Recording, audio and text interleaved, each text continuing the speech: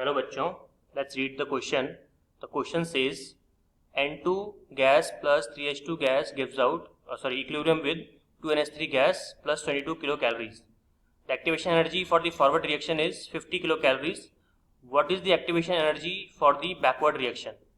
तो option A B C D में से हमको क्या करना है, आंसर को फाइंड आउट करना है. तो क्वेश्चन सॉल्व करने से पहले अपन चेक कर लेते हैं इस क्वेश्चन का की कॉन्सेप्ट. तो इस क्वेश्चन का जो हम लोग की कॉन्सेप्ट लिखेंगे, की कॉन्सेप्ट विल बी, ये आपका हो जाएगा एंथैल्पी चेंज, या फिर आप लिख सकते हो change in enthalpy with respect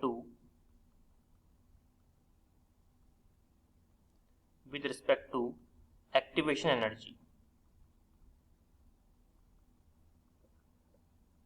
activation energy, ठीक है.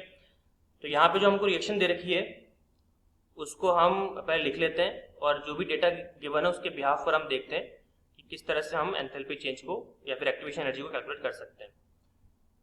देखिए यहाँ पर जो है हमारा जो रिएक्शन दे रखी है हमको, रिएक्शन अगर आप ध्यान से देखोगे तो आपको दे रखा है N2 plus 3H2 equilibrium with 2NH3, और इसका जो डेल्टा एच है कितना दे रखा है आपको, दैट इज प्लस का 22 किलो कैलोरीज.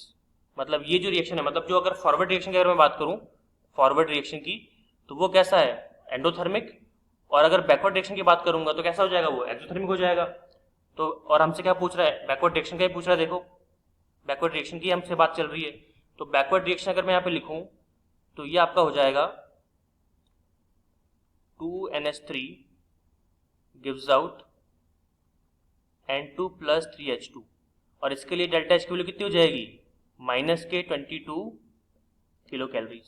भाई फॉरवर्ड के लिए ऑब्वियस सी बात है प्लस थी, तो बैकवर्ड के लिए क्या हो जाएगी, माइनस में हो जाएगी. तो डेल्टा एच की वैल्यू कितनी है मेरे पास में, माइनस 22 किलो कैलोरीज. ये क्लियर हो गया, ठीक है.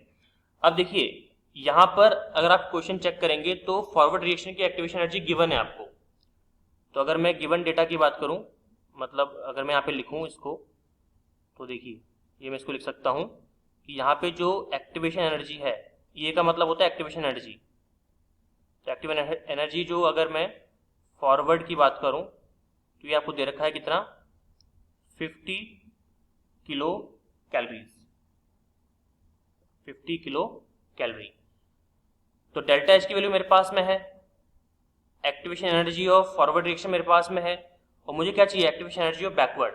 और आपको पता है कि जब भी अपन एंथैल्पी और एक्टिवेशन एनर्जी में रिलेशन निकालते हैं तो रिलेशन किस तरह से आता है, वो रिलेशन आता है इस तरह से, that is delta H is always equal to E A of forward minus E A of backward. ये रिलेशन हमारा निकल के आता है. और यहाँ पे अगर मैं बात करूँ ई ए की, तो ई ए क्या है यहाँ पर आपका एक्टिवेशन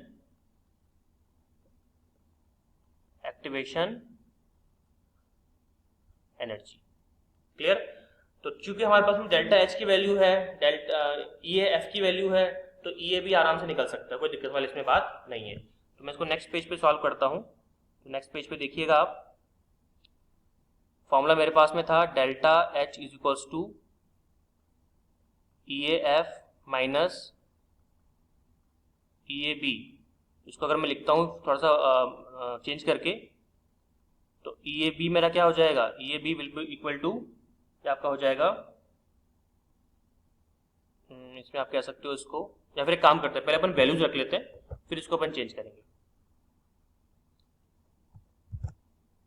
कितनी है आपके पास में डेल्टा एच की वैल्यू, ये आपको दे रखी है माइनस के 22 kilo calories equals to E F कितना है मेरे पास में 50 माइनस का ई ए बी मुझे निकालना है. तो यहाँ से जो आपका ई ए बी आ जाएगा that will be equal to 50 minus 22, उधर से इधर आ गया तो क्या बन जाएगा, प्लस का. तो आंसर कितना आएगा मेरे पास में, that is 72 kilo calories, 72 kilo calories. ठीक है. तो ये हमारा आंसर है। अब मैच करते हैं कि ये हमारे ऑप्शन में गिवन है कि नहीं है। तो ये देखिए, ये माइनस में दे रखा है तो उसको तो काट दो, 28 जैसा कुछ भी नहीं आ रहा, इसको भी काटो, तो D should be the right answer, D answer आ जाएगा आपका। तो final answer is option number D. Hope you understood it well, all the very best.